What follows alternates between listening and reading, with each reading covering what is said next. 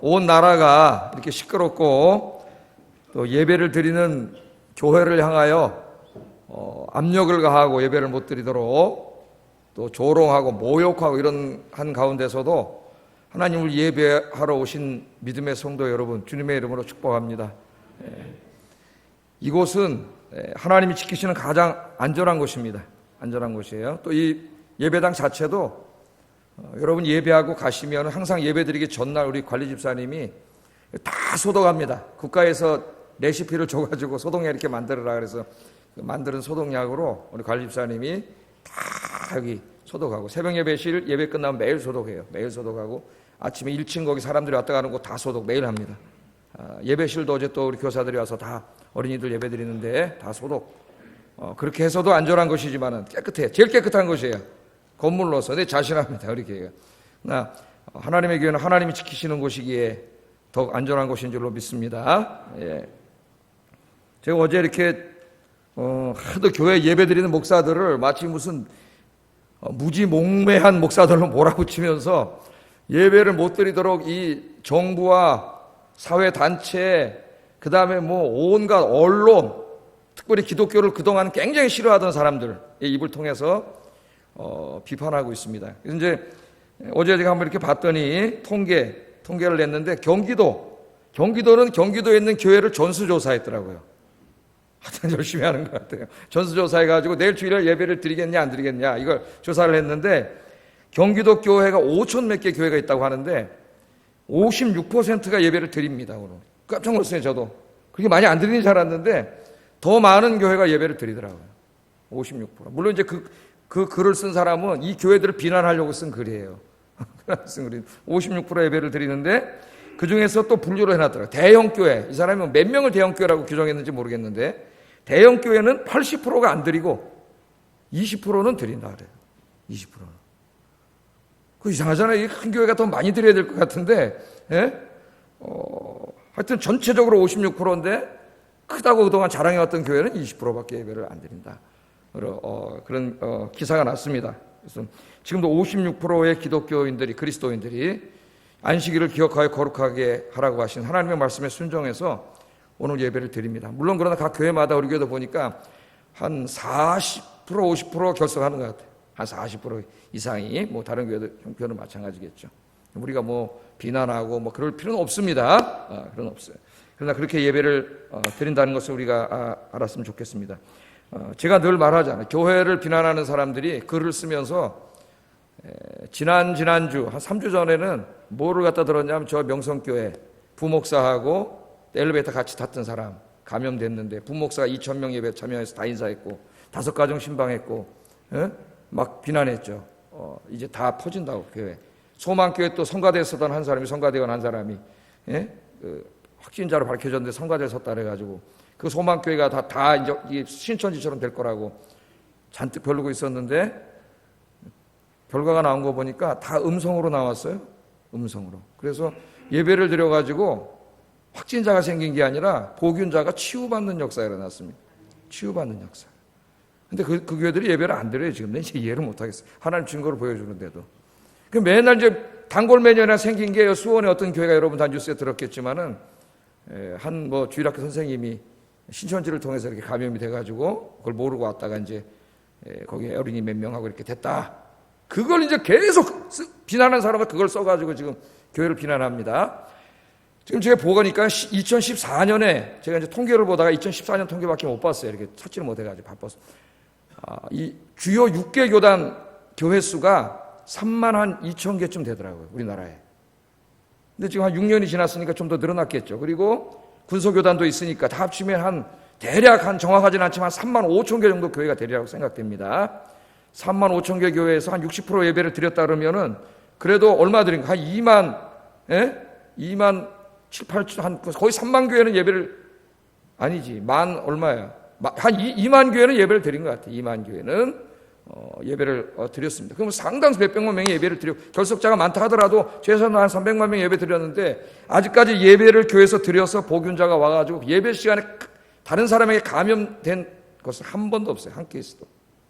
그분은 이제 아마 예배 끝나고 애들하고 뭘 하면서 아마 제가 듣기로는 간식을 먹었다는 것 같아요. 근데 어떤 형태로 먹었는지 모르겠습니다. 뭘 해서 손으로 나눠 먹었는지 잘라 먹었는지 하여튼 참 안타까운데, 그리고 그 이후에 뭐 그것 때문에 교회가 뭐 다 이렇게 감염되거나 이런 경우는 아니에요.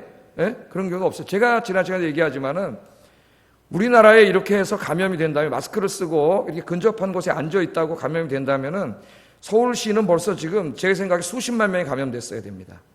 제가 얘기했잖아요. 지하철 지나면 보여줬잖아요. 지금도 매일매일 지금 지하철에 출퇴근 시간에 저렇게 많은 사람들이 몸을 완전히 붙여가지고 밀착된 상태에서 출퇴근을 하고 있어요. 어제 제가 어떤 그 전문가와 의사 글을 읽어보니까 아직까지 지하철에서 이런 확진 뭐 이렇게 전염됐다는 케이스가 단 한 건도 없답니다. 단 한 건도. 여러분, 정부에서 지하철 타지 말라고 얘기하는 거 들었어요? 언론에서 지하철 타지 말라고 하는 얘기 들었어요? 가장 위험한 곳이 지금 여기 교회보다 몇십 배 위험한 곳입니다. 백화점 가지 말라는 소리 들었어요? 쇼핑몰에 가지 말라는 소리 들었어요? 지하철에 멈춰서면 나라가 무너지니까 그건 하라는 거예요. 그냥 안전하다고 얘기하는 거예요. 유일하게 지금 갖다 대는 게 교회입니다. 교회가 한 번도 없는데, 그런 곳이, 이거 하나님 지켜주시는 곳인데, 예? 대부분 그런 글을 쓰는 사람들이 이전부터 기독교를 개독교라고 욕했던 사람들이라는 걸 알아야 돼요. 거기에 기독교인들이 그 인터넷에 맨날 그저 핸드폰 키면 다음 나오고 뭐 네이버 나오고 대충 여기 있는 걸 읽지 마세요, 여러분. 그거는 거의 오염된 사람들의 글이 굉장히 많습니다. 거기 저는 의사 글을 읽어도 정치적인 얘기가 나오면 그 신뢰하지 않아요. 정치적인 얘기가 나오면은 그거 뭐가 있어? 이미 의도를 가지고 쓴 거예요. 이거는 국민의 건강과 안전을 위해서 쓴 게 아니에요. 그런 거는 신뢰할 수가 없어요. 지금같이 우리나라 이렇게 첨예하게 대립했는데. 그러나 진짜 국민의 건강과 나라를 위해서 쓴 그 전문가 의사들의 글이 있더라고요. 제가 한번 읽어봤더니 이분이 하는 말이 그렇더라고요. 지금 이제 우리나라 이렇게 돼 있는데 이 바깥에 나가서 대기 중에 감염될 확률은 없답니다. 그 되지 않는데, 왜냐하면 이게 뭘 튀어나와도 이 대기 중에 금방 이게 다 죽는데요. 그게 금방 죽어서 감염시킬 수 없대요. 그리고 이제 특별히 이게 열과 햇빛에 약하기 때문에 햇빛이 내리쬐잖아요. 지금 봄이 오고 있습니다. 오늘도 이제 17도, 낮에 17도라는데, 햇빛이 쬐면 여러분 우리 몸에 뭐가 생겨요? 비타민 D가 생겨요. 면역력이 생깁니다. 이건 하나님이 주신 자연 치유력이에요. 어마어마한 면역력이 생겨서 햇빛에 다 죽는데요.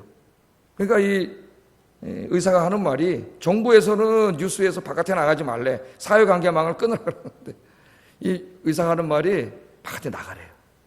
나가서 공원에 가서 한가에 가서 햇빛을 쬐고, 그렇게 지내야 더 건강하답니다. 집에 있는 것보다. 그렇게 권하더라고요. 중세 때 흑사병 때문에 죽은 사람보다 뭐가 더 많다 그랬어요? 흑사병으로 인한 두려움과 공포에 시달리다 죽은 사람이 더 많다 그래요. 여러분, 하나님 믿는 사람은 하나님이 지켜주십니다. 제가 월요일 날도 우리 사람하고 한강에 운동하러 나갔어요. 난 사람이 거의 없을 줄 알았어. 그래서 이제 마스크를 쓰고 하다가, 마스크 딱 벗고 이제 신선한 공기를 마시고 이제 가는데, 사람들이 왜 이렇게 많이 나와 있는 거야? 믿음 좋은 사람이 많더라고. 한강에 사람들이 너무 많이 나와서 다 운동을 하고 가고 있어요. 운동을 하고 있어요. 그래서 저는 이제 마스크를 안 썼다가, 이렇게 가다 보니까 저쪽에 어떤 아저씨가 마스크를 안 쓰고 오더라고. 근데 내가 보니까는 저 사람 마스크 왜 안 썼지? 이런 생각이 들더라고. 나도 안 썼잖아요. 그래서 내가 썼어요. 왜? 나는 괜찮은데 다른 사람이 불안해하더라고. 다른 사람이 나에 뭐가 나올까 봐. 그래서 여러분, 주님 믿고 또 대기 중에 오염되지 않아요. 전문가들이 하는 말입니다. 여러분, 햇빛도 쬐시고, 오늘 오후 예배 우리가 오늘까지 안 드리기로 했는데 식사도 안 하고 오후에 좀 가족들하고 한강에 나가셔가지고 거기 좀 앉으셔가지고 기도 좀 하세요. 나라와 민족을 위해서 공기도 쐬시고 주님 안에서 평안하게 사시기를 주의 이름으로 축복합니다. 요한계시록 특별히 요새 강의를 하면서 이제 요한계시록 13장에 보면은 사탄이 자기의 대리인들을 세워가지고 이 기독교인들이, 성도들이 예배 드리는 것을 못 드리게 하죠. 하나는 로마 시대에는 엄청난 국가의 정치력, 권력을 사용해서 핍박을 가함으로 못 드리게 합니다. 두 번째는 또 하나는 로마의 그 어마어마한 그 경제적인 발전, 화려한 문화, 사회 풍요로움, 이런 걸 통해서 미혹함으로 스스로 교회 문 닫게 하고 타락시키는 이 두 가지가 나와요. 그 중에 이제 미혹하는 것을 나올 때에 사탄의 표가 나오죠. 사탄의 표, 666. 그 바코드나 뭐 이런 게 아니라 했습니다. 666. 사탄의 표인데, 그 사탄의 표는 뭐냐면은 사탄의 표를 받지 못하면 사지 못하고 팔지 못한다, 이렇게 나왔기 때문에 사고 파는 것은 경제행위의 기초예요. 그러니까 사탄의 표를 받지 못하면 경제적으로 살아가기가 어려워지는 거예요. 그러니까 이것은 666은 앞으로 교회를 박해할 때 사탄이 사용하는 굉장한 경제적인 압력입니다. 경제적, 사회적, 문화적 압력이에요. 압력인데 특별히 요새 직장 다니는 사람들 중에서 어떤 직장은 교회 가지 말라 그런답니다. 공개적으로. 교회 갔다 와서 거기서 옮겨왔고 회사 옮기면 알아서 하라 그러고 교회를 못 가게 한다는 거예요. 옮겨올까 봐. 신천지를 생각해가지고 교회 압력, 이 직장에 압력을 가한다는 거예요. 정상적인 상황 같으면은 그 사람 고발하면 체포되겠죠. 근데 지금은 이런 사회적인 분위기 속에서 이런 게 다 통하고 있습니다. 예? 그래서 제가 생각을 했어요. 저는 우리 사회가 뭐 공산화되거나 이런 경우가 아니거나 이런 일이 안 벌어질 거라고 생각을 했는데 자유민주주의가 이렇게 굉장히 발전한 대한민국 안에서 성도들이 하나님께 예배를 드림이 엄청난 압력으로, 그것도 경제적 압력으로, 직장은 경제적 압력 아닙니까? 올 수 있겠구나. 666이 이제 우리 자유민주주의 사회 안에서도 이제 오겠구나. 꼭 이게 그 경우라고 말하기는 어렵겠지만 다양한 모습으로 엄청난 압력으로 다가올 것이다. 그러다 하나님 말씀합니다. 666 짐승의 표를 받은 자는 진노의 심판을 받으리라. 우리 요한계시록 아침에 강의하고 있어요. 여러분 들으세요. 근데 공부하라는데 새벽기도 못 나오더라도 한 3, 40명이 듣는 분들이 계세요. 나오는 분이 한 20명쯤 되고 한 5, 60명 듣는 것 같아요. 내가 볼 때. 들으세요, 여러분. 말씀을. 로마서 강의도 다시 한번 들으세요. 다 말씀을 들으세요. 그래서 여러분들은 승리하시는 여러분 되길 주의 이름으로 축복합니다. 사탄이 예배를 방해하려고 무슨 짓을 할지 몰라요. 무슨 짓을. 지지 말고 세상의 소리에 귀 기울이지 말고 항상 하나님의 말씀, 하나님의 말씀에만 순종하는 여러분 되기를 주의 이름으로 축복합니다. 예배에 대해서는 이따 설교 중에 다시 말하겠습니다. 자, 오늘은 예수님의 형상을 이루어가는 삶이라는 주제로 말씀을 전하려고 합니다. 예수님의 형상을 이루어가는 삶. 하나님께서 우리들을 구원해 주셨죠. 우리는 구원을 받았어요. 구원을 받은 사람이다. 아직 구원이 완전히 이루어지지는 않았습니다. 그러나 이제 때가 되면 우리의 구원이 완전히 이루어지는 날이 있을 거예요. 예수님이 재림하실 때 그 구원이 완전히 이루어졌을 때에 우리는 어떤 모습을 띠게 되겠는가? 오늘의 핵심 주제는 바로 그것이에요. 우리의 구원이 완전히 이루어진 그날 우리는 어떤 모습으로 존재하게 되겠는가 하는 그 말씀을 가르치고, 그때까지 우리 예수님이 재림하셔서 구원이 완성될 때까지 구원받은 우리들이 이 땅에 살아가는 우리의 인생의 의미는 무엇인가? 어떤 사람은 돈 버는 것일 수 있고, 어떤 사람은 놀러 다니는 걸 수도 있어요. 권력을 잡는 것일 수도 있고, 이 땅에 한번 폼나게 살아보는 것일 수도 있습니다. 그 궁극적인 기독교인들의 인생의 의미는 뭐냐? 바로 우리가 구원이 완성되었을 때 이루어질, 오늘 여기 보면 이제 그 예수님의 형상이라고 나오는데 그 예수님의 형상을 우리가 이 땅에서 이루어가는 삶이라는 거예요. 이루어가는 삶. 그래서 오늘 이제 이런 주제를 가지고 전체적인 말씀을 전하려고 그래요. 자, 로마서를 여러분 읽어보면은 하나님께서 우리를 구원해 주신 구원의 풍성한 은혜를 설명하기 위해서 여러 가지 이 비유라 할까요? 그런 걸로 설명을 하죠. 그래서 우리가 로마서 공부하면서 제일 먼저 배운 게 뭐냐면은 로마서 3장의 칭의를 배웠죠. 칭의. 칭의는 다른 말로, 칭의는 무슨 말이에요? 의롭다, 칭해 주심. 그런데 다른 것을 통해서가 아니라 믿음으로 오기 때문에 이신 칭의, 우리가 이렇게 얘기를 하죠. 믿음으로. 자, 칭의는 소극적인 표현으로 하면은 속죄라 그랬습니다. 속죄. 우리는 죄인이에요. 죄인이기 때문에 우리는 구원받을 수 없습니다. 지옥에 갈 수밖에 없는 존재예요. 그러나 우리가 예수님의 십자가의 공로를 믿을 때 어떻게 해요? 주님이 우리를 위해서 십자가에서 대신 죽으셨기 때문에 우리가 예수님을 믿을 때 우리에게 뭐가 있는? 속죄, 죄를 용서해 주시는 거죠. 죄가 용서함 받았기 때문에 우리는 죄인이 아니라 뭐가 돼요? 의인이 된 거예요. 의인이 아닌데 주님의 공로로, 십자가의 공로로 의인으로 칭해 준 게 칭의예요. 이 부분을 강조하고 있어요. 그래서 우리는 구원받고 천국에 가게 되는 거예요. 두 번째, 이 구원의 풍성한 의미를 설명하는데, 칭의로는 하나님의 구원의 그 풍성한 의미를 다 설명할 수가 없기 때문에 또 다른 메타포를 사용하는데, 로마서 5장에서 보면 그게 뭐냐? 하나님과 관계 회복입니다. 관계 회복. 화평. 우리 다 공부했죠? 그러니까 여러분 이 교리를 하나하나 연결해서 잘 알고 있어야 돼요. 이 신학이 튼튼해야 믿음이 이럴 때 흔들리지가 않습니다, 여러분. 열심히 있는 것 같아도 성경과 신학의 진리 위에 믿음이 굳건히 서 있지 않으면 흔들려요. 자기 확신이 없기 때문에. 믿음이 좋은 게 아니에요. 바람만 조금 불어도 흔들려요. 자, 여러분이 칭의 받았어요. 그러면 그걸로 끝나는 게 아니라 나 죄인이 아니구나 끝나는 게 아니라 하나님과 관계가 회복돼. 그래서 하나님 여러분이 뭐가 되어주세요? 아빠가 되어주세요. 부자 관계가 회복된단 말이에요. 아빠가 되어주시고 우리를 어떻게 아빠가 되어주셔서 아빠 노릇을 해주시는 거죠. 하나님이 지켜주시고 공급해주시고 인도해주시는, 이 로마서 5장에서 공부했습니다. 그 다음에 세 번째, 로마서 6장에서는 하나님의 구원을 어떻게 설명하냐면 죄 짓고 살다 지옥 갈 옛사람은 죽고 부활하여 영생을 얻을 새 사람으로 다시 태어남. 6장에서 공부했죠. 그것을 요한복음의 언어로 말하면 영생을 얻음, 혹은 영생이 아니라 중생 혹은 거듭남, 다시 태어남, 그런 의미라 그랬습니다. 그래서 우리 구원의 풍성한 은혜의 측면을 세 가지 정도로 지금 이렇게 쭉 공부를 하고 있어요. 자, 오늘은 이 하나님의 구원이 궁극적으로 완성되었을 때의 그 축복의 모습, 그것을 우리에게 보여줍니다. 그것을. 우리 먼저 오늘 거꾸로 이렇게 설교를 하겠습니다. 30절부터 30절 읽어보겠습니다. 시작. 의롭다 하신 그들을 또한 영화롭게 하셨느니라. 아멘. 이 문제 신학에서는 구원의 서정이라 해서 구원의 순서 그렇게 가르칩니다. 그러니까 우리를 예정하셨고 구원하기로 선택하셨고 창세 전부터 어느 날 친구들을 통해서든지 가족을 통해서든지 여러분을 부르셨죠. 그래서 여러분 구원받은 거 아니에요, 그죠?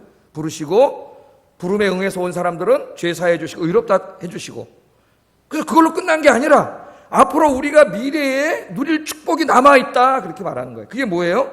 영화롭게 하실 것이다 말이에요. 영화롭게 하실 것이다. 오늘 거기다 밑줄을 그어보세요. 영화롭게 하실 것이다. 그 의미에 대해서 생각하려고 합니다. 영화롭게 함.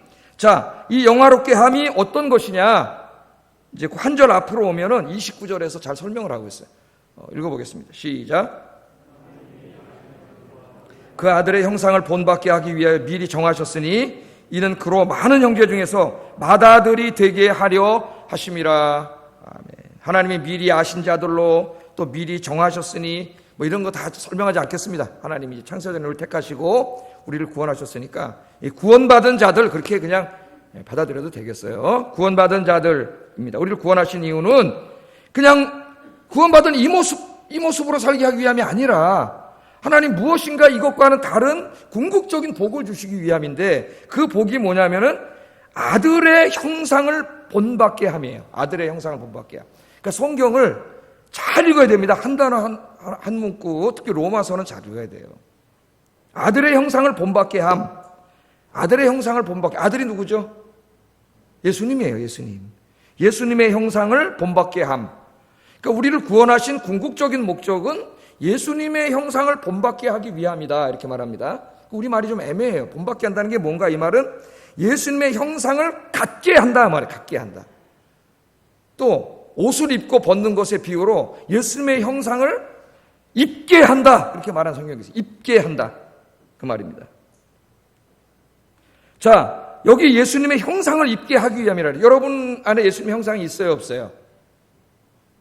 일부 예배 때도 잘 대답을 못 하시더라고. 있다고 들은 것 같기도 하고 없다고 들은 것 같기도 하고. 그러니까 오늘 잘 들으셔야 돼요. 대답을 잘 못한 게 정답이에요.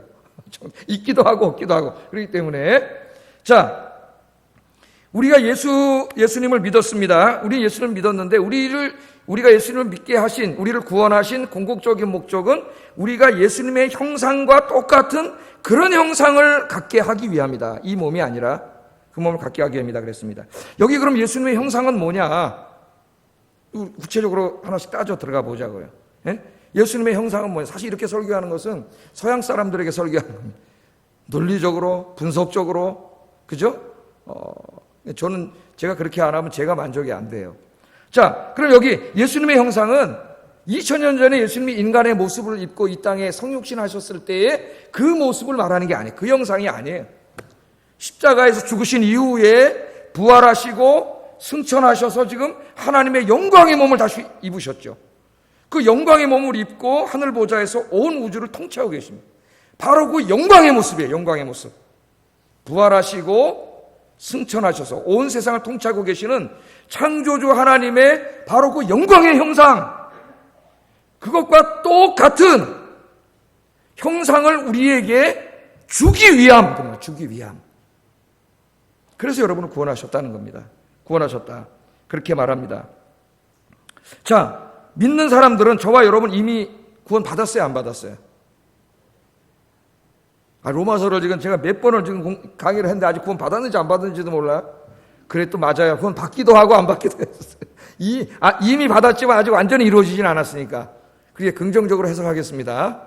이미 받았지만, 그러나 이미 여러분이 지금 받을 때 성령님이 와 계시기 때문에 여러분의 구원은 이미 보장된 거예요. 그리고 그 구원은 취소되지 않는다 그랬잖아. 예? 이 가르쳤잖아요. 맨날 이 교리를, 설교를 잘 들으셔야 돼. 자, 구원은 받았지만 그러나 아직 부활하신 예수님의 영광의 형상을 받지 못했습니다. 그죠? 우리는 구원 받았지만 여전히 죄와 죽음과 질병과 온갖 고통 속에서 살아가고 있습니다. 그래요, 안 그래요? 예수님의 영광의 형상은 이미 부활하셨기 때문에 죽음이 없어요. 늙고 병들고 그런 것이 없어요. 죄 이런 게 없어요. 예? 그러나 우리는 구원 받았지만 아직까지 그 형상을 못 받았죠. 우리가 죽잖아요. 늙고 병들고 코로나 바이러스에 노출되어 있고 그렇지 않습니까? 그래서 사도 바울은 구원 받았지만 아직 완전히 구원받지 못한 이 모습을 인간의 연약함이라 그랬습니다. 연약함. 지난주에 공부했어요, 안 했어요? 예? 지난주에 공부했잖아요. 성령도 우리의 연약함을 도우시나니 할 때 그 연약함이 뭔가 로마서는 꼭 집에 가서 성경 읽으면서 다시 한번 노트 필기하면서 들으시기 바랍니다. 제가 지금 굉장히 중요한 신학을 짧은 시간 안에 막 설명하고 있어요. 몇 번 들으면은 들을 때마다 새롭게 들릴 거예요. 깨달아질 겁니다. 그 말씀이. 자, 연약함이다. 우리는 구원받았지만 아직 연약함을 가지고 있어요. 그러면 언제 우리가 죽지 않고 늙지 않고 병들지 않고 죄짓지 않는 그 완전한 예수님의 형상을 다 갖게 될까요? 언제? 예수님이 재림하실 때다. 계속 이 중요한 교리입니다. 지금 예수님이 다시 찾아오신다 그랬으니까 재림하실 때 그걸 받게 돼요. 재림하실 때 우리가 부활하잖아요. 우리도 예수님처럼 부활하잖아요. 그죠?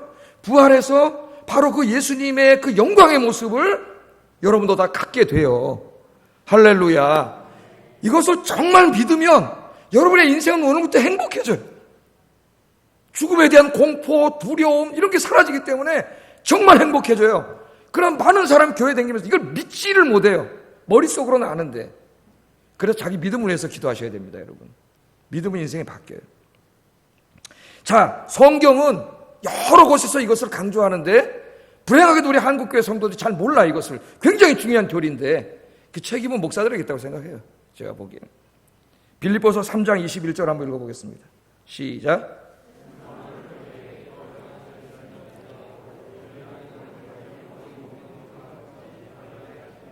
아멘. 제가 수건으로 이렇게 닦고 그러는데 우리 집사님이 아침에 오셔서 저한테 그러더라고요. 목사님 그 수건은요 뜨거운 물에다 팔팔 끓여서 이거 다 소독하고 또 그래서 이온 무슨 또 소독기에다 다 넣어서 싹 소독해가지고 목사님 여기다 딱 올려놓은 거니까 안심하고 쓰세요. 고맙습니다. 이렇게 해줘서 고맙고 있어요. 소독하느라고 저는 감사하게 생각해요. 자, 뭐라 그랬어요? 만물을 자기에게 복종하게 하실 수 있는 자의 역사. 우리의 이 낮은 이 몸, 늙고 병들고 죽고 이건 그렇잖아요. 이 낮은 몸을 예수님의 영광의 몸의 형체와 같이 변화시켜 주신다. 변화시켜. 그게 우리의 소망이에요. 그게 구원의 완성이에요. 완성. 또 몇 건 찾아보겠어요. 고린도전서 15장 49절 읽어보겠습니다. 시작. 또 하늘에 속한 이의 형상을 입으리라. 예? 우리가 이 흙에 속한 이의 형상, 이거 죽잖아요. 흙에 속한 이의 형상을 입은 것 같이 이제 구원이 완성될 때는 무슨 형상을 입어요? 하늘에 속한 이가 누구예요? 부활하신 예수님의 영광의 모습, 죽지 않고 병들지 않는 그 영광의 모습을 입으리라. 우리 한국교 성도들은 돈 많이 벌 줄로 믿습니다. 그러면 아멘에 천장을 들썩거려. 들썩거려. 베드로후서 1장 4절 읽어보겠습니다. 시작. 이 약속으로 말미암아 너희가 정욕 때문에 세상에서 썩어질 것을 피하여 신성한 성품에 참여하는 자가 되리라. 이 신성한 성품은 아주 빈약한 번역이에요. 이 성경을 새롭게 번역하기 전에는 신의 성품, 그게 정확한 번역입니다. 신의 성품, 하나님의 성품, 하나님과 같은 존재, 그런 존재가 된다는 거예요. 우리가 여기서는 뭐 맨날 늙지고 병들죠, 늙는다고 또 안 늙으려고 또 애쓰고, 거울 보면서 또 여성들이 어떻게 해요? 나도 이제 한물 갖고 나르면서 우울증에 걸리고, 저도 거울을 보니까 여기가 찌글찌글 좀 해졌더라고요. 여기 빽빽했었거든요. 빽빽했었는데 여기가 찌글찌글해져요. 머리는 뭐 많이 휘었고, 그렇잖아요. 그런데 신의 성품, 하나님과 같은 영광의 몸을 주실 것이다. 이것은 우리 기독교 구원론의 제일 중요한 부분입니다. 중요한 부분이에요. 교회에서 가르쳐야 될 제일 중요한 부분이에요. 무슨 예수 믿고 돈 벌고 잘 되고 성공하고 건강, 이런 거는 복음이 아니에요. 이건 만모니즘이에요. 만모니즘.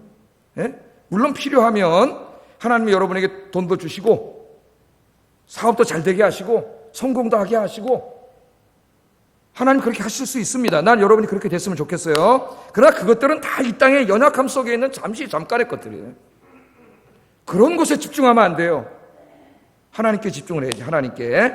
자, 이렇게 성도들이 구원이 완전히 이루어져서 그 예수님의 부활하신 모습처럼 죽지 않는 영원한 몸을 입게 된 상태를 오늘 30절에 뭐라 그랬어요? 영화. 신학에서도 이걸 영화라래. 영화. glorification. 영화라래. 영화. 또는 영광이라고 이야기합니다. 바울 서신에 나오는 영광은 무슨 레디언트, 뭐 빛이 찬란하게 비치고 막 이런 영광을 말하는 게 아니라 바로 이것을 말하는 거예요. 구원의 최종적인 완성. 이것을 말하는 겁니다. 자, 예수님이 재림하실 때 우리는 그런 몸을 입어요. 그런데 우리 이미 공부했죠. 인간만 그런 몸을 입는 게 아니라 우리 인간이 살아가야 될 이 자연 환경도 하나님 어떻게 하신다 그랬어요? 새롭게 창조하신다 그랬잖아요. 새 하늘과 새 땅이 되게 해. 그게 하나님 나라라 그랬잖아요. 하나님 나라. 이 땅도 다 치유한다 그랬잖아요. 지난주에 공부했잖아요. 로마서 8장 다시 처음부터 다시 들으세요. 집에 가셔서 공부하세요. 이 세상도 다 지금 탄식하고 있다 그랬잖아요. 구원해서 주의 백성들이 그 땅에서 영원히 살게 하십니다. 하나님의 나라는 어디 저 하늘에 있는 게 아니에요. 하나님이 창조하신 바로 이곳, 그러나 죄악으로 오염된 이곳이 아니라 하나님이 치유하시고 회복하신 새롭게 창조한 세상이에요. 새롭게 창조한 우주. 그곳에서 저와 여러분을 영원히 살게 하세요. 하나님과 함께. 그것을 성경에서는 영생이라 해요. 영생. 우리가 그런 신학적인 개념들을 잘 알아야 됩니다. 이제 영생이라 한다. 우리는 예수 믿고 구원 받았을 때 여러분이 이미 이 하나님의 형상이 작은 형태로 시작됐어요. 여러분 안에 예수님의 형상이. 여러분이 예수 믿고 주님을 영접할 때 성령님이 찾아오셨기 때문에 그 예수님의 형상이 작은 형태로 시작이 됐습니다. 그러나 이 형상이 이제 점점 성숙해 가야 돼요. 성장해 가야 하고 성숙해 가야 됩니다. 자, 그래서 구원받은 우리 성도들의 삶의 의미는 다시 한번 강조합니다. 이게 뭐냐?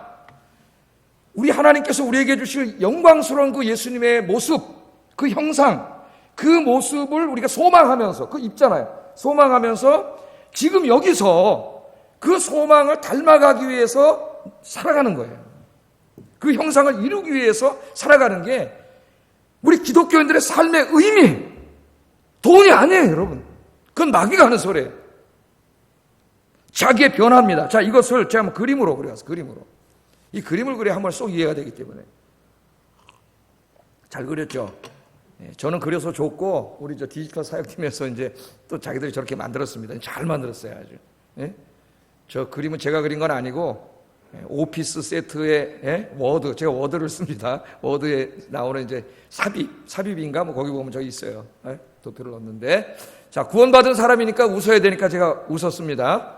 스마일. 항상 웃으시기 바랍니다. 저렇게 사세요. 스마일. 행복하게. 우리가, 이 그림은, 비슷한 그림은 제가 여러 번 설명했죠. 예수님이 2000년 전에 오셔서 구원을 이루셨다. 완전히 이루어지진 않았다. 시작하셨지만 완전히 이루어지는 것은 재림하실 때 완전히 이루어진다. 그래서 우리가 어느 날 예수 믿고 구원을 받았어요. 그랬지만 구원이 완전히 이루어지지 않았기 때문에 인간의 연약함 속에 있다. 지금 계속 설명하고 있잖아요. 근데 우리가 예수님을 믿을 때 우리 안에 성령님이 찾아오시면서 아주 작은 모습이지만 예수님의 형상의 씨를 심어놨어요. 우리에게. 그 씨가 없는 사람은 구원받지 못해요. 형상을 받지 못합니다. 그러나 아주 작은 모습이에요.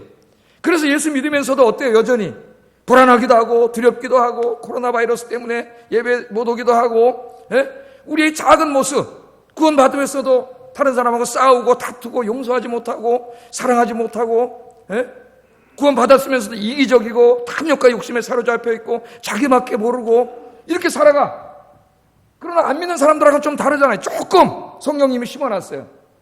그러나 우리는 이 상태에 머무는 게 아니라 예수님 재림하실 때 완전히 예수님의 형상과 같은 모습을 갖게 됩니다. 죽지 않고 병들지 않고 미워하지 않고 사랑하고 용서하고, 이런 완전한 모습을 갖게 되지요. 그럼 지금 나의 삶은 뭐예요? 나는 가만히 있는 게 아니고 성령님의 도움을 받으면서, 이제 좀 이따 설명할 겁니다. 성령님의 도움을 받아서 내가 이 조그맣게 생긴 예수의 형상이 내 안에서 어떻게 되는 거예요? 점점 예수님처럼 닮아가는 거예요. 그러니까 신앙생활을 오래 할수록 그 사람의 신앙과 인격이 인간적으로 점점 예수님의 모습을 닮아가야 됩니다. 그래야 그 사람이 정상적으로 신앙생활을 하고 있는 거예요. 그러나 여러분, 늙지 않고 병들지 않고 죽지 않는 것은 내가 할 수 없잖아요. 그것은 예수님 재림하실 때 주님이 주시는 선물이에요. 그러나 우리는 다른 측면에서 예수님의 형상을 이루어가야 되는데, 제가 오늘 두 가지로 말해요. 하나는 신앙적인 면이고 하나는 인간적인 면이다.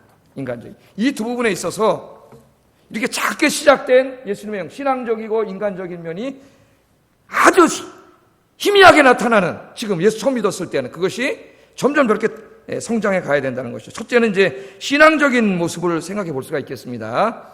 이것을 이제 많은 신학자들과 심리학자들은 어린아이를 키우는 데다 비유를 해요. 여러분, 이제 아까 예수 믿고 구원받았을 때 옛사람 죽고 새 사람이 태어났다. 그게 뭐예요? 중생. 다시 태어난 거죠? 리제너레이션. 다시 태어난 거예요. 거듭남. born again. 거듭났다. 다시 태어났다. 그 말이잖아요. 애기나 애기. 여러분, 이제 애기를 키우는데 애기들은 주로 여러분에게 와서 애기 때 뭐라 그러던가요? 여러분 자녀들이. 5살 먹은 애가 여러분 엄마 아버지 너무 고생 많으십니다. 어머니 아버지 저희 먹여 살리시느라고 얼마나 고생 많으십니까? 제가 이한 목숨 바쳐서 어머니한테 큰 집도 사드리고 그러겠습니다. 그러던가요? 어렸을 때 뭐만 해? 맨날 달라 그랬지. 달라. 엄마 저거 사주세요. 백화점 가서 로봇도 사주세요. 인형 사주세요. 저거 사주세요. 애들은 엄마 아버지가 재벌인 줄 알아요. 다 사달라 그래. 그처럼 맨 처음에 우리가 예수 믿었을 때는 어린아이와 같아서 우리의 신앙이 어떻게 나타나냐 하면은 하나님께 뭘 달라는 것으로 주로 나타나요. 그래서 눈 감고 기도해도 뭘 달라 그래. 자꾸 이거 주세요. 저거 주세요. 저거 주세요. 저거 주세요. 저거 주세요. 어린아이예요. 어린아이. 우리 신앙이 여기에 머물러 있으면 아직 어린아이라고 생각하면 됩니다. 자기가.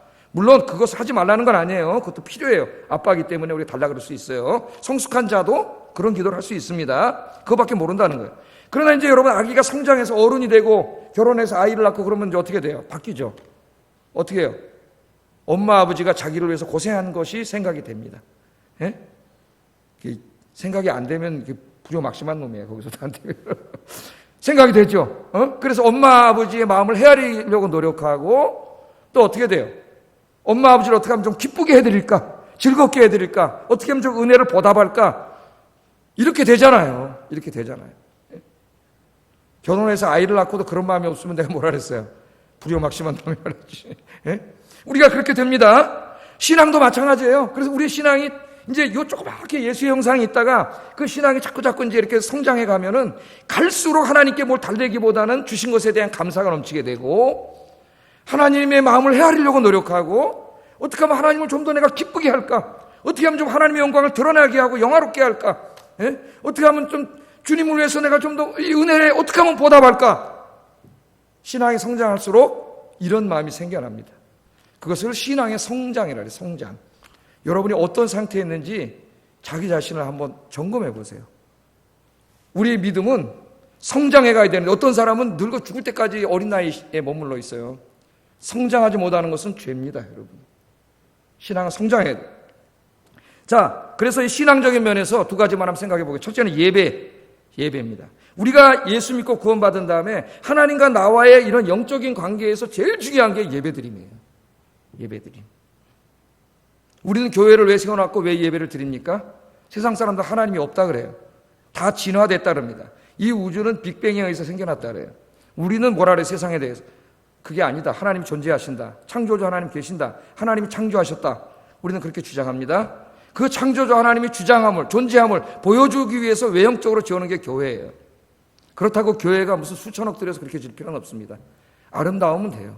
아름다워. 그렇게 비싸지 않더라도. 예? 그리고 성도들의 삶을 통해 하나님이 살아계신다는 것을 세상 사람들에게 보여주는 행위가 예배예요. 우리는 주일날 딴 데 놀러 가지 않고 교회에 와서 예배를 드려요.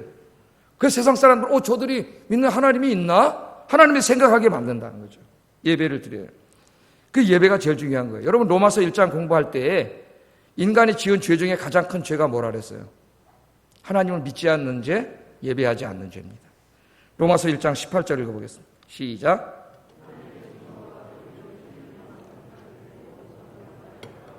예. 아멘. 다 공부했죠? 예? 하나님의 진노가 인간에게 나타나는데 그 첫 번째가 뭐냐면 경건하지 않은 거예요. 경건하지 않은 건 창조주, 이 우주와 인간의 생명을 창조하신 창조주 하나님, 생명의 하나님을 믿지 않고, 믿으면 예배를 드리겠죠. 그 하나님을 영화롭게 하지 않고 예배하지 않은 죄. 그 죄가 가장 큰 죄입니다. 하나님을 인정하지 않는 죄가 가장 큰 죄예요. 예? 우리도 예수 믿기 전에는 하나님이 있는지 없는지도 몰랐죠. 저도 무신론자였으니까 어렸을 때는. 하나님 없다 그랬죠. 예배할 필요도 없어요. 그러다 우리가 하나님의 은혜로 예수 믿게 되었고 이제 예배하는 자가 됐습니다. 하나님을 예배하는 자. 성도의 가장 큰 의무는 하나님을 예배하는 것이에요. 여러분 인생에 있어서 예배보다 중요한 것은 없습니다. 돈이 예배보다 더 중요합니까? 여러분 생명보다도 중요한 게 예배예요. 예배. 예배는 가장 중요한 하나님에 대한 우리의 의무예요. 의무.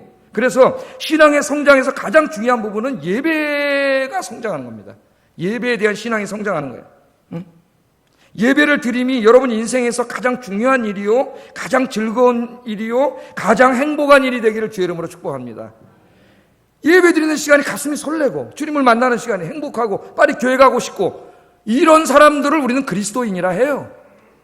예배는 고루하고 따분하고 그 시간에 딴 데 가서 다른 게 하는 게 더 재밌다면은 내가 정말 예수 믿는 사람인지 한번 돌이켜 봐야 됩니다. 자기 자신이. 그래서 히브리서 기자는 히브리서 13장 15절에 그 예배를 강조하는 문맥에서 이렇게 말씀을 했어요. 읽어보겠습니다. 시작.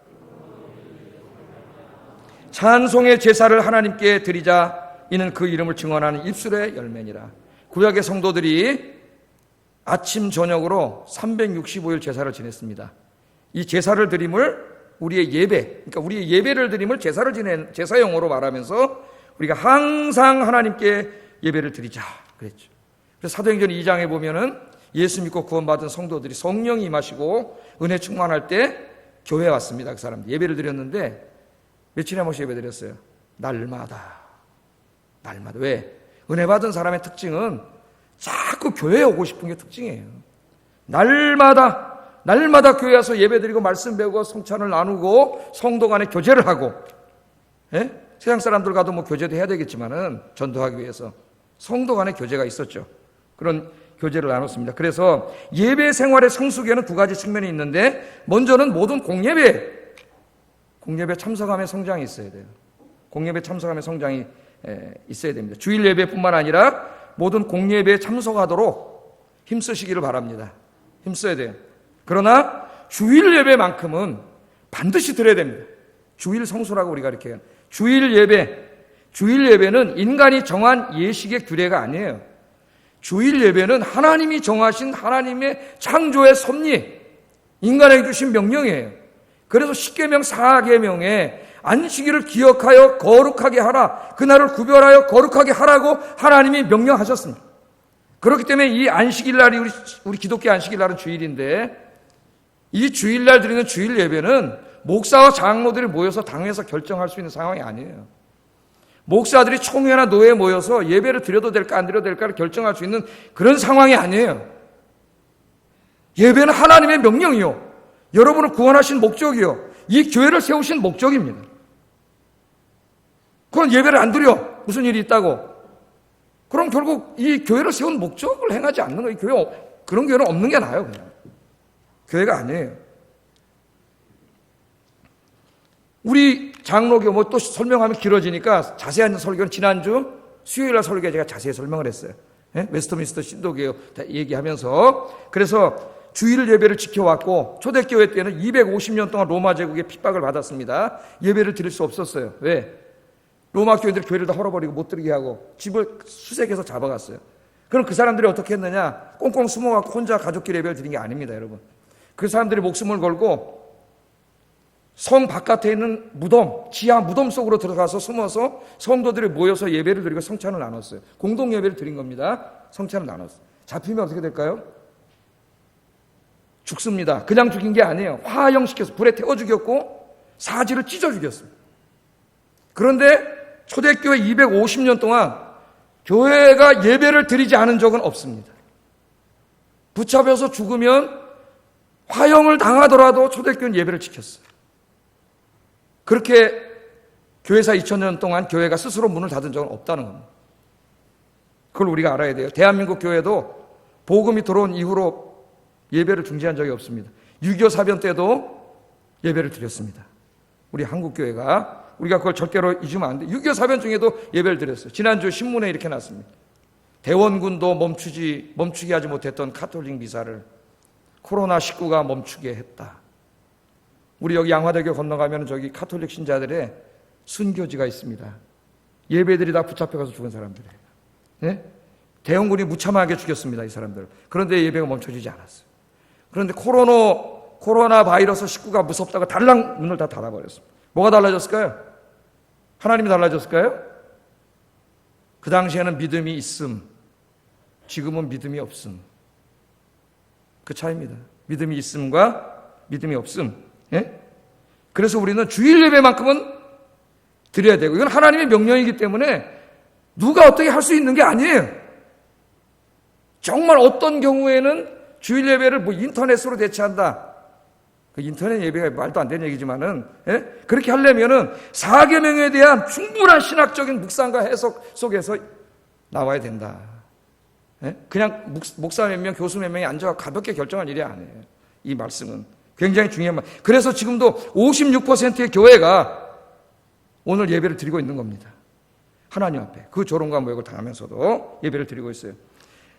다음으로 우리가 예배의 성장은 구원의 은혜에 대한 감사와 감격 속에서 드리는 예배. 여러분 요한계시록 4장, 5장, 그 다음 14장에 보면은 구원받은 성도들이 하늘 성전에서 하나님을 예배하는 그 감격적인 장면이 나옵니다. 그 예배는 우리가 지금 이 지상에서 예배를 드릴 때에 거기서도 지금 예배가 지금 드려지고 있어요. 그래서 지상의 예배는 하늘에서 드리는 예배와 연결되어 있습니다. 함께 예배를 드림이에요. 그 계시록 4장과 5장과 7장을 읽어보세요. 정말 감사와 감격이 넘치는 예배입니다. 여러분의 예배가 그렇게 되기를 주의 이름으로 축복합니다. 예배 시간에 가서 졸고 앉아있고 딴 생각하고 앉아있고 이건 매우 병든 상태예요. 매우 병든 상태. 우리가 드리는 예배가 이 구원의 은혜, 이 하나님의 놀라운 은혜, 이 은혜 너무나 감사해서 감사에 넘치는 은혜, 예배가 되길 주의 이름으로 축복합니다. 그런 예배가 드려질 때 그 안에서 무슨 일이 벌어지느냐? 여러분, 치유가 이루어져요. 성령의 만지심이 일어납니다. 만지심이 일어나요. 여러분 생각해 보세요. 아까 제가 말씀드렸나? 서론 때 하도 설교를 많이 하다 보니까 언제 했는지 모르겠어요. 예? 아까 말씀드린 것 같은데 명성교회하고 소망교회 다 치유의 역사함이 났어요. 번지지가 않았습니다. 하나도. 예? 났어요. 거기서 만약에 확장이 됐으면 난리가 났을 거예요. 지금 한국교회 안에 엄청나게 많이 기도했어요. 하나님 앞에. 저만 기도한 게 아니더라고. 다른 성도들도 많이 했더라고요. 문자가 와요. 감사합니다. 감사. 자기네 교회 다닐 때 감사하다 그래. 그래서 내가 알았어요. 아, 우리가 하나구나. 한 분 하나님을 모시고 한 분 하나님의 영광을 살아가는, 교회는 다르지만 규모는 다르고 크기와 이런 건 다르지만 우리는 하나구나. 이제 큰 교회들이 잊지 말아야 돼.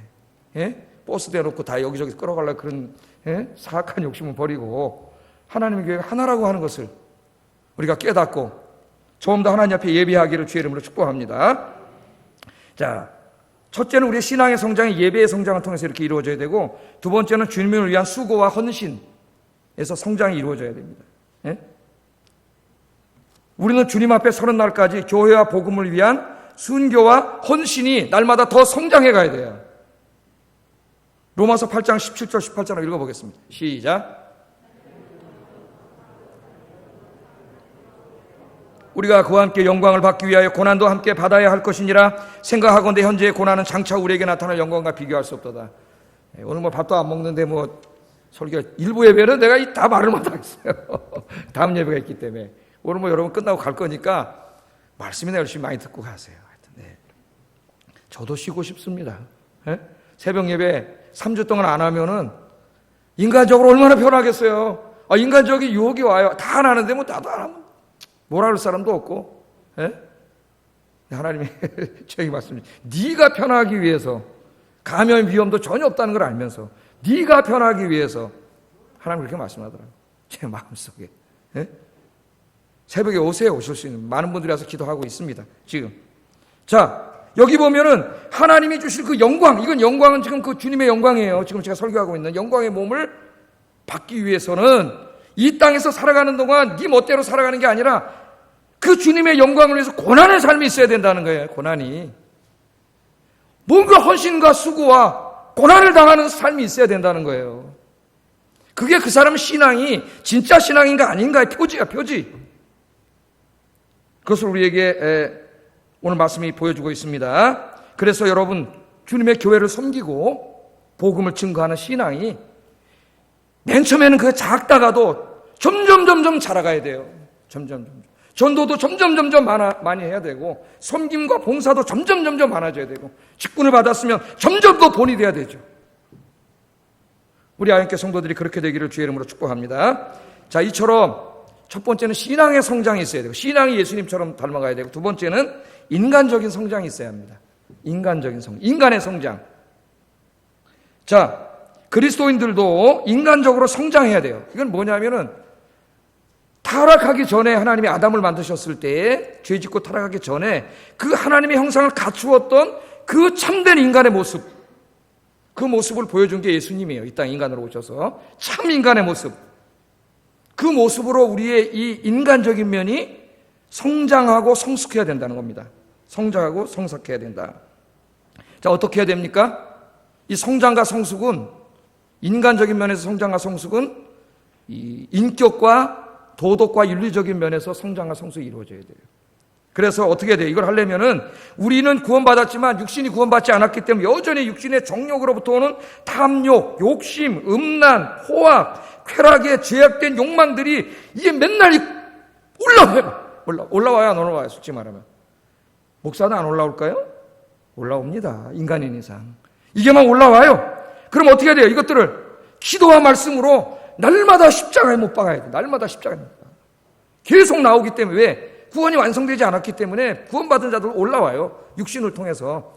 그래서 늘 기도하고 말씀 묵상하면서 예배드리면서 이 부족한 모습을 늘 회개해야 돼. 못 박는단 말은 회개한다는 말이에요. 회개해야 됩니다. 로마서 6장 6절 7절 한번 읽어보겠습니다. 시작. 죄의 몸이 죽어 다시는 우리가 죄에게 종로로 타지 아니하려 함이니 이는 죽은 자가 죄에서 벗어나 의롭다 하심을 얻었느니라. 여러분, 예수 믿을 때 이미 우리 옛사람을 십자가에 못 박아 죽였다고 공부했죠? 죽었는데 또 죽이라 그래요. 성경엔 두 가지가 다 나타나요. 우리가 이미 죽었습니다 하는 직설법으로 쓴 것은 영어로 인디커티브, 직설법이라요. 직설법. 우리는 신학적으로 실존적으로 죽었어요. 그런데 육신이 완전히 구원받지 못했기 때문에 실제적으로는 계속 살아나. 다시 이게 죽은 상태로 있는 게 아니라 다시 살아나요. 그래서 성경은 또한 날마다 십자가에 못 박아 죽이라 그랬어요. 늘 기도하면서 말씀 묵상하면서 이 부끄러운 모습들을 회개해야 된다는 거예요. 회개해야 된다. 날마다 죽여라. 그래서 이것을 신학에서는 임페러티브, 명령법이라고 그래요. 명령법. 직설법이 먼저 확실해야 됩니다. 내가 옛사람이 죽은 구원받은 자라는 걸 확신하는 직설법적인 확신이 있는 사람만이 이 명령법에 순종할 수가 있어요. 명령법에. 그래서 성경은 두 가지가 다 중요해.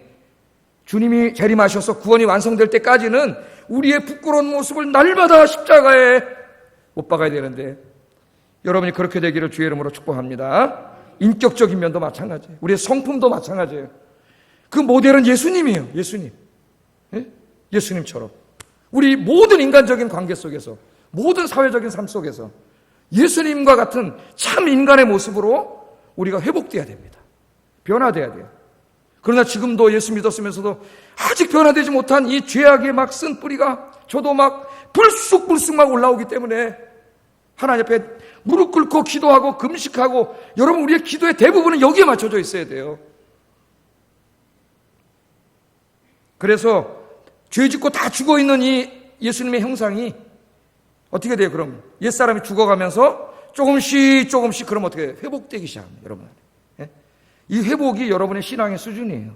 어떤 사람은 이만큼 회복된 사람도 있고, 어떤 사람은 이만큼 회복된 사람, 어떤 사람은 이만큼 보일랑말랑한 사람도 있고, 다 보면 알잖아요. 그런 것들이 여러분 인품, 성격, 행동, 말, 심지어는 여러분 얼굴 표정에도 나타나요. 얼굴 표정에.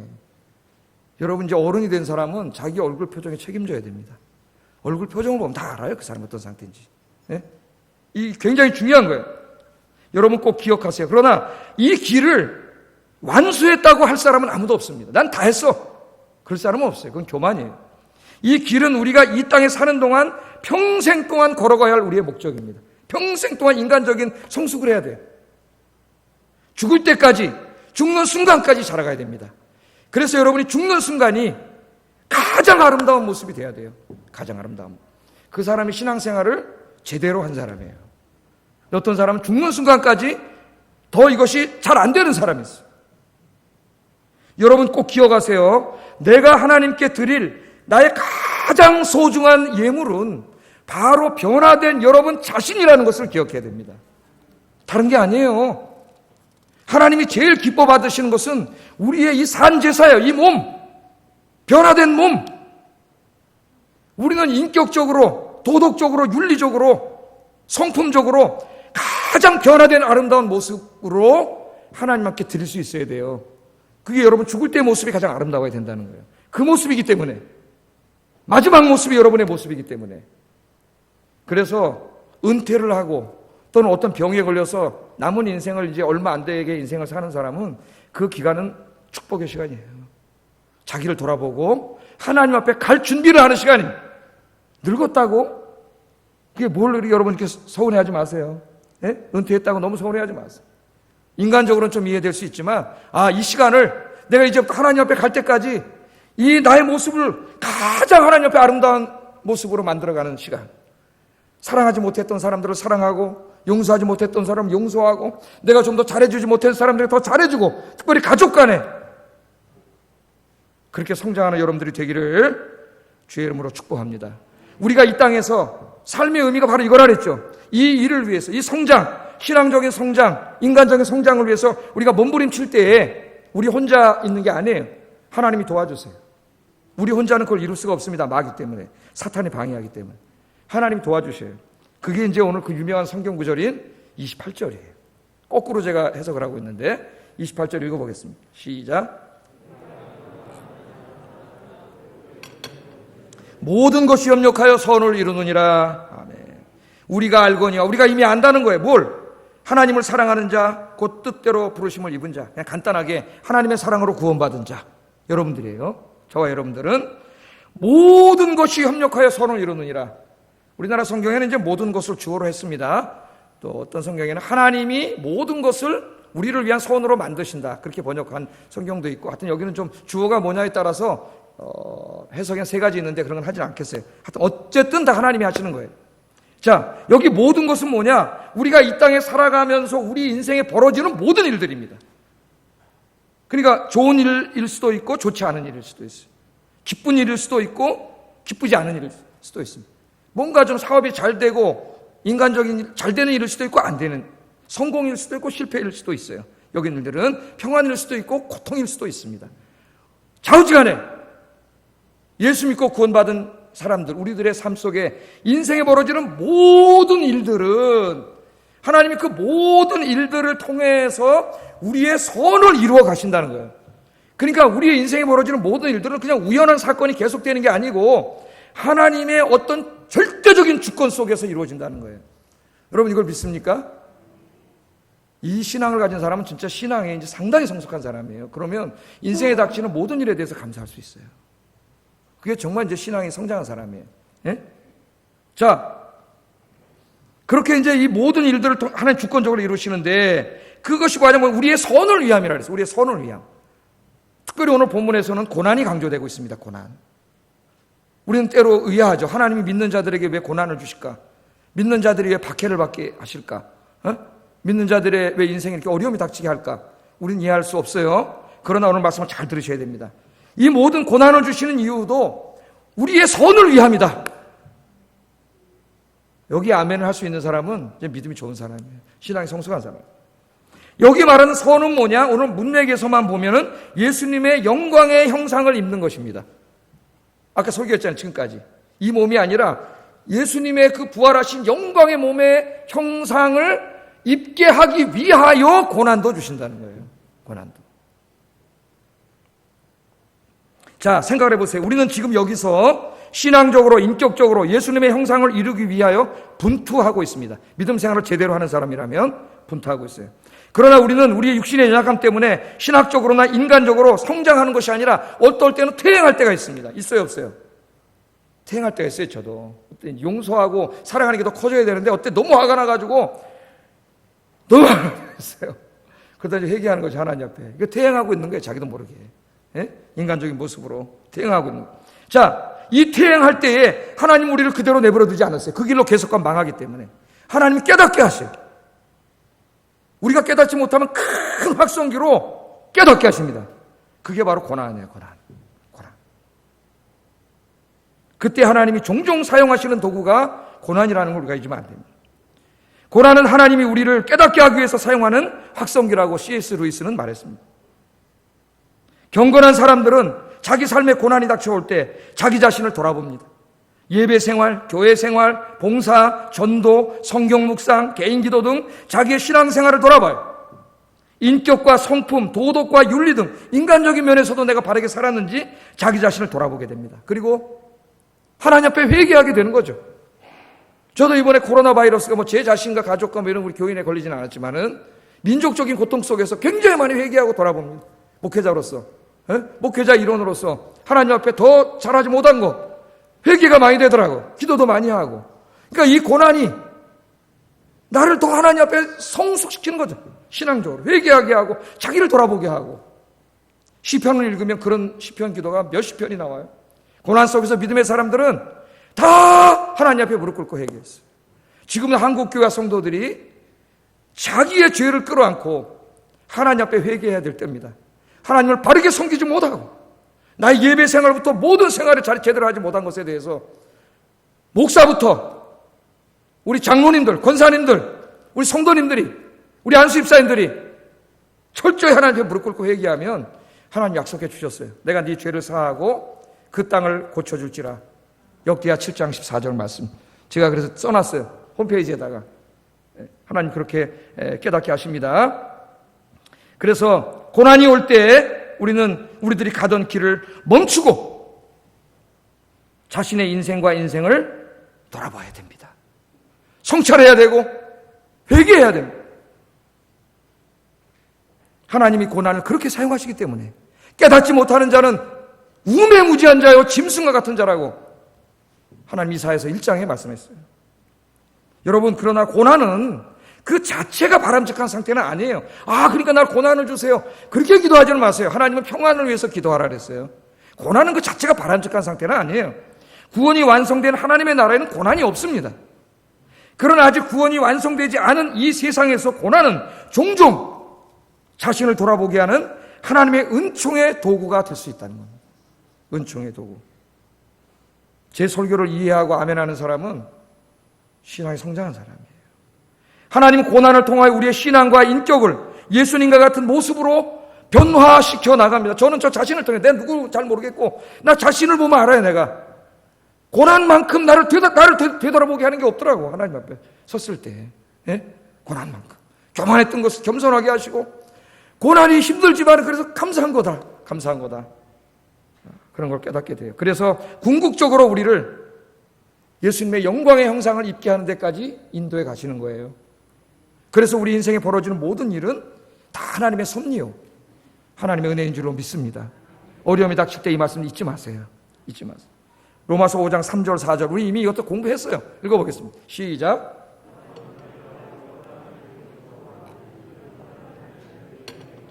연단은 소망을 이루는 줄 알미라. 이미 공부했죠? 예?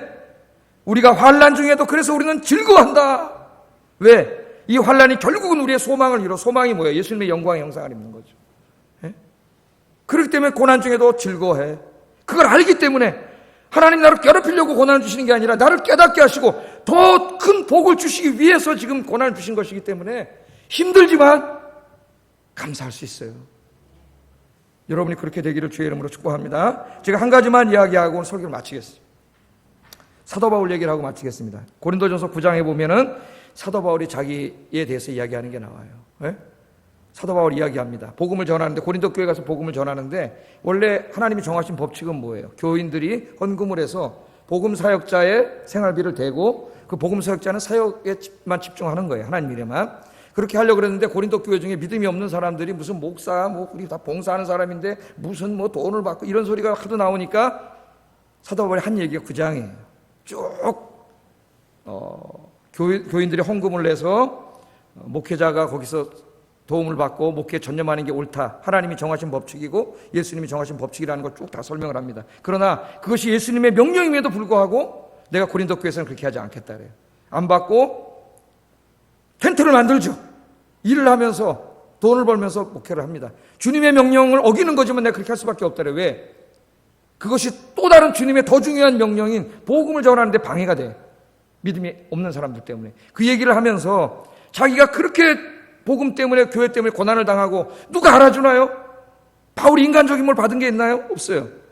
그럼 도대체 내가 이렇게 아무도 알아주지 않고 매 맞으면서 고난을 당하면서 주의 일을 하고 복음을 증거하고 교회를 섬기는 이 나의 상황이 뭐냐? 고린도전서 9장 19절에 그렇게 얘기합니다. 나의 상이 뭐냐? 우리는 상 그러면 내가 주님을 열심히 섬겼으니까 대가로 하나님 돈도 주고 뭐 성공도 하고 출세도 하고 이런 얄팍한 생각만 하는데 그럼 나의 상이 뭐냐? 바울은 이미 고린도전서 3장에 그 답을 줬습니다. 뭐가 상이냐? 뭐가 복이냐? 그 주님을 위해서 진실하게 섬긴 그 자체가 복이에요. 그 자체가 상이라는 겁니다. 뭘 대가를 바라는 게 아니라 고린도전서 3장에 뭐가 나와요? 모든 성도들이 저 목회자를 포함해서 신앙생활을 하고 교회를 섬기고 전도를 하고 사람들 눈에 보기에는 구별할 수가 없습니다. 근데 어느 날 하나님 앞에 다 섰어요. 그럴 때 하나님이 보시니까 어떤 사람은 금으로 섬겼고 어떤 사람은 은으로 섬겼고 어떤 사람은 보석으로 섬겼고 어떤 사람은 나무로 섬겼고 종이로 섬겼고 지푸라기로 섬겼다 그래. 겉으로 볼 때는 다 화려해 보여요. 예? 그런데 그걸로 다 끝나는 게 아니에요. 하나님 앞에 딱 섰더니 불 가운데로 지나가네. 물론 이건 비유입니다. 불 가운데로 지나가니까 금, 은, 보석은 더 반짝반짝 빛나요. 이건 진짜 믿음. 하나님의 칭찬을 받습니다. 그런데 겉은 화려하지만 사람들을 볼 때는 대단한 사람이었는지 알았는데 지나가 보니까 종이와 나무와 이런 걸 만든 사람이 불 가운데 지나니까 다 타서 없어져 버리는 거예요. 여러분 이게 뭘 우리에게 가르쳐 줍니까? 여러분이 하나님 앞에 섰을 때 진짜 남는 것은 그 불로 지나갈 때 남는 것은 오늘 이 땅에 살 때 여러분이 진실하게 하나님을 섬긴 바로 그 자체만 남아요. 하나님 앞에 진실하게 섬기지 못하고 인간적으로 이런저런 것 하고 겉으로는 뭐 괜찮은 것 같은데 그거 다 하나님이 하셔요. 하나님 앞에 섰을 때 불에 타서 다 없어집니다. 그런 것들 아무것도 없는 거예요. 오늘 이 땅에 정말 이 말씀을 듣고 주님 앞에 갈 때까지 내 신앙적인 면에서 인간적인 면에서 예수의 형상을 담기 위해 기도하며 몸부림치며 그 형상을 닮아간 그런 삶, 그 삶이 불 앞으로 지나갈 때 금덩어리가 되는 거예요. 그것만 하나님 앞에 소중한 거예요. 그래서 여러분이 지금 진실하게 예배하고 있는 이 예배 그 자체만 하나님 앞에 남는 거예요. 그래서 그 자체가 복이에요. 다른 복이 아니라 그게 복이에요. 여러분이 진실하게 섬기고 있다면 그게 복이에요. 우리 하나님께 성도들은 다 이런 복된 성도들이 되시기를 주의 이름으로 축복합니다. 기도하겠습니다. 말씀을 생각하면서 기도하겠습니다. 우리의 궁극적인 소망은 이 땅에 있지 않습니다. 이 썩어 없어질 이 몸에 있지 않습니다. 하나님이 주실 예수님의 영광스러운 몸, 죽지 않고 늙지 않고 병들지 않고 죄짓지 않는 그 하나님의 몸, 그 몸을 소망하며 살게 하소서. 기도하시고 지금 여기서 오늘부터 주님 앞에 갈 때까지 그 주님의 형상을 점점 더 닮아가고 그 주님의 형상이 신앙적인 면에서나 인격적인 면에서나 더 주님 닮아가는 삶이 되게 하소서. 기도하겠습니다.